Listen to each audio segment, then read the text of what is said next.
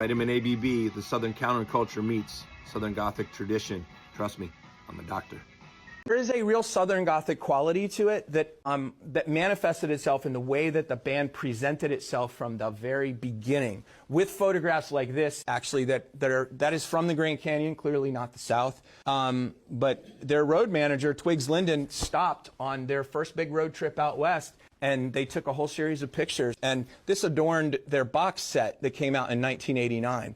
And it, to me, has always visually represented, because that's about the time when I came around to the band.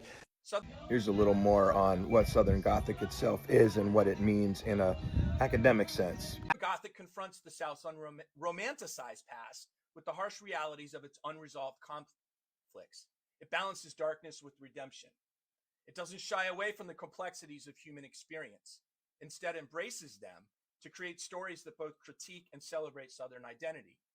For the Allman Brothers Band, these themes are not abstract. They define their story as they navigated Southern and American society in the post-civil rights era. Finally, enduring throughout the whole Southern Gothic nature of this tale is the specter of death. Duane's tragic death at 24 and then Barry Oakley's tragic death the next year just really put a capper on that. Here's a little more on what all of that means in terms of this discussion, Southern Gothic meets the Southern counterculture. The Allman Brothers Band was on what became 2+ years of relentless touring, spending more than 300 days a year on the road. In March 1971, they recorded their masterpiece at Fillmore East over 4 shows in New York City. Released July 6th, the album hit gold by October 25th, which was a remarkable achievement for a band that had barely sold 150,000 units in their first 2 records. 4 days after receiving the news that the record was a breakthrough smash, their leader, Duane Allman, was dead in a motorcycle crash.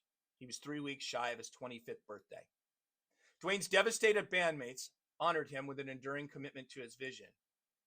On November 1, they played his memorial service. Then they embarked on a 90-show tour as a quintet. The band channeled their grief into music. As Butch Trucks said, "We were playing for our lives, trying to make sense of it all." The band found healing in music, but it was only temporary relief. Their leader's absence had a profound effect on the band. Barry Oakley, most distraught. "Duane's death destroyed him," said Greg. "Barry Oakley's life ended with my brother's life. Never have I seen a man collapse like that."